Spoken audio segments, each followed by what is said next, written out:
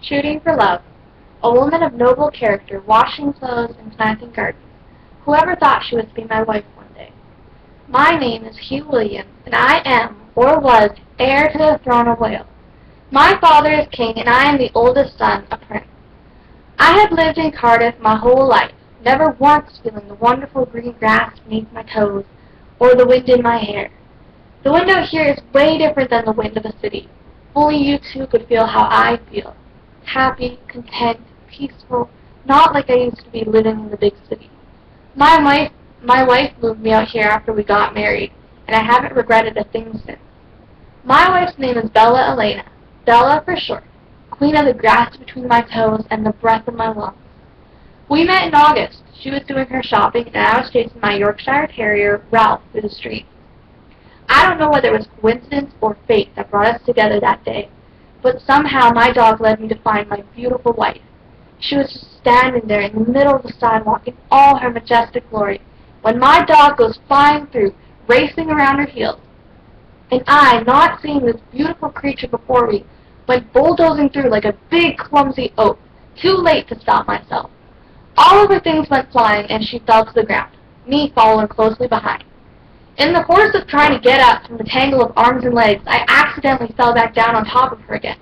By the time I got to my feet, she was already standing at a good 5 feet 7 inches, 3 inches shorter than me. I had never seen such a majestic and elegant woman before in my life. None can match to her. You can bet your life that her blood was boiling. She whacked me good over the head with her purse and stared me straight in the eye, something I was not used to from a woman, saying, "If you dare do that one more time, I will take my gun to your petty hind, and you will sorely regret ever running into me again. Good day." To punctuate the meaning of her words, she stepped on my well-polished shoes with the point of her heel. Despite the throbbing pain, I found myself mesmerized by her spunk. I didn't care that this woman had just told off royalty. I just knew I had to have her, and so started my quest to find this mysterious woman. When I got home, I immediately sent out a letter describing the woman, and any woman found to look even remotely like the description was to be brought to me immediately. This stretched from weeks, into months, into years. Years of women coming to my door, begging me to marry them, telling me they looked exactly like my description.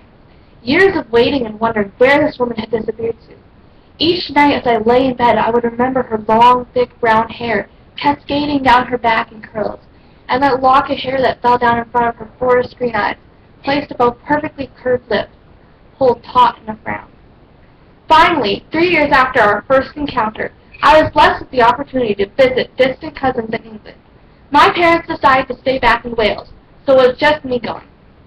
I decided to drive, just take some time to myself all alone. To get to England, I had to drive to Newport in Monmouthshire. When I had just reached the border of Monmouthshire, my car broke down. Now this would normally not have been a problem if I weren't 1. A prince who knew nothing about vehicles, 2. 5 hours from the nearest town, and 3. Lost. So I found myself stranded in the middle of nowhere, with no way of contacting anyone. This is about the time I decided to start walking. I began cutting across a few fields, walking through mud and over rocks. When finally I got so tired I just sat down on a rock and stared out over the land. What I didn't know was there was a woman watching me from the skies of the trees, holding a rifle. The first shot hit the dirt by my foot. When this happened, I fell to the ground and begged like a little girl for my life. A pair of moccasin-covered feet greeted me. A gruff voice told me to get off my dirty hind. I stood up and came face to face with the greenest eyes I'd ever seen peeking out over a red handkerchief. She poked me with the business end of the rifle and asked me what in the world I was doing running off her game. I stayed silent. She asked me again. This time I said, "What game?" She laughed. Just laughed. I told her that my car had broken down and I was lost. This caused her beautiful green eyes to darken a hue. She told me to start walking. If I wanted to die, I could stay where I was. If I wanted to live, I would have to follow her. I chose to stay where I was. I was not about to follow some crazy woman with a rifle through the forest, alone. Fine then, die alone. You're going to regret it, though.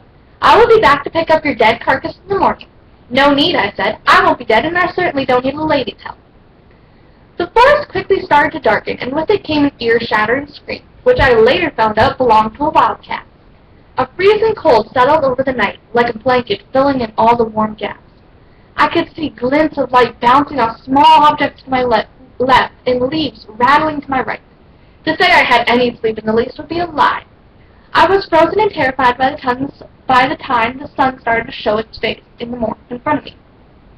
About 10 minutes later, the offending woman came to pry my sorry, frozen carcass off the ground. The rest was history. She dragged me to her house, I realized her real identity, confessed my love, and she told me to leave. And I left. I didn't stop trying, though.